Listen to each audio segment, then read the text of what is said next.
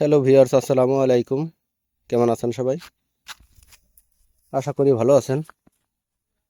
Viewers, আজ আপনাদেরকে নিয়ে এলাম আমার ছাদ বাগানে।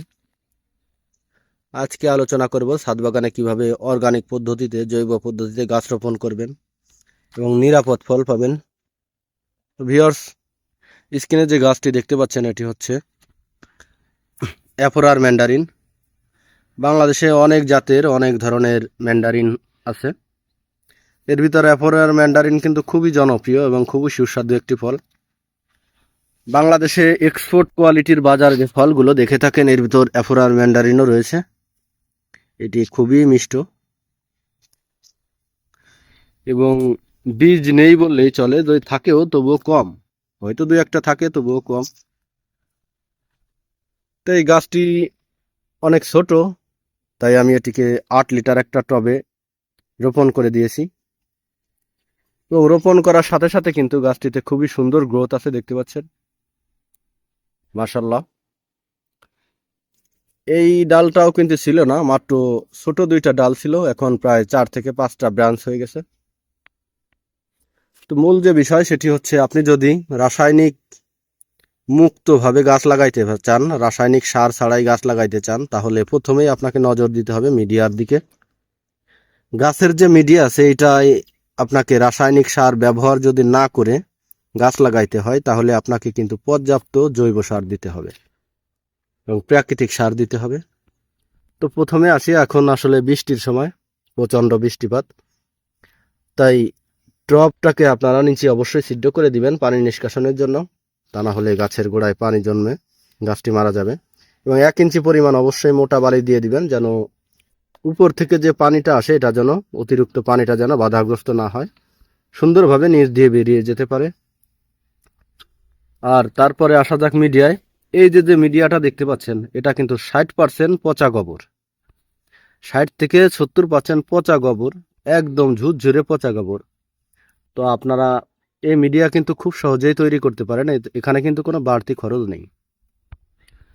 গ্রাম অঞ্চলে অথবা ছোটোখাটো শহর অঞ্চলে প্রায় প্রত্যেক বাড়িতেই গরু আছে। এই গরুর যে পচা গোবরটা, এই গোবরগুলো সংরক্ষণ করে আপনারা ছায়ায় রাখবেন। প্রায় 6 থেকে 1 মাস ছায়ায় রেখে দেওয়ার পরে কিন্তু এটা ব্যবহার উপযোগী হয়ে যাবে। এটাকে মাটির সাথে মিশিয়ে আপনি গাছের গোড়ায় প্রয়োগ করতে পারেন। এই গোবরটা যখন ঝুরঝুরে হয়ে যাবে, একদম মাটির মতো হয়ে যাবে, তখনই দিবেন। এই গোবরটা কিন্তু আপনারা কাঁচা অবস্থায় কোনো অবস্থায় গাছের গোড়ায় দিবেন না, তাহলে আপনার গাছটি কিন্তু রিয়াকশনে মারা যাবে। এই গোবর কিন্তু খুবই ভালো জিনিস, আবার এটা অপ্রয়োজনীয়ভাবে ব্যবহার করলে, মানে অসতর্কতাভাবে ব্যবহার করলে এটা কিন্তু আপনার গাছের ক্ষতি করবে। তো ভিউয়ার্স, আর এখানে আমি দিয়েছি প্রায় 10 থেকে 15% মোটা বালি, যেন পানিটা না আটকায়। ধানের চিটা দিয়েছি যেন মাটিটা নরম থাকে, এবং হালকা কিছু মাটি দিয়েছি। এই 4টা জিনিসের সমন্বয়ে আমি কিন্তু মিডিয়া তৈরি করেছি, এখানে কোনো প্রকার কোনো রাসায়নিক সার দেইনি।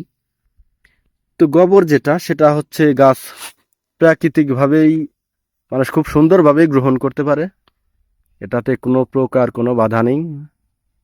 রাসায়নিক সার অনেক সময় গাছের গ্রহণ করার জন্য অন্য কোনো মিডিয়া মাঝে দিতে হয়, কিন্তু গোবর সরাসরি গাছ গ্রহণ করতে পারে। এই গোবর সারটা গাছের জন্য খুবই অত্যন্ত উপকারী, এটা জৈব সার।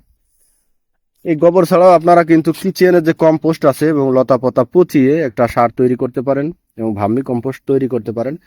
এটাও কিন্তু গাছের জন্য অত্যন্ত গুরুত্বপূর্ণ এবং অত্যন্ত উপযোগী। এসব সার দিলে গাছ কিন্তু দ্রুত বেড়ে উঠবে।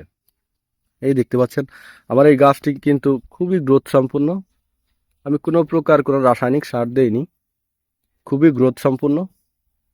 আমি ছাদ বাগানে রোপণ করেছি, আমি চেষ্টা করব রাসায়নিক সার ব্যবহার না করার জন্যই, কারণ ছাদ বাগান সবসময় ফ্যামিলির চাহিদা মেটানোর জন্য এবং নিজের মানসিক প্রশান্তির জন্য। তাই আপনারা চাইলেও এইভাবে মিডিয়া তৈরি করে রাসায়নিক সার মুক্তভাবে গাছ লাগাইতে পারেন এবং নিরাপদ ফল পেতে পারেন। তো ভিউয়ার্স, আজ এ পর্যন্তই, পরবর্তী ভিডিও নিয়ে হাজির হব। সে পর্যন্ত চ্যানেলটি সাবস্ক্রাইব করবেন। ধন্যবাদ সবাইকে, ভালো থাকবেন সবাই।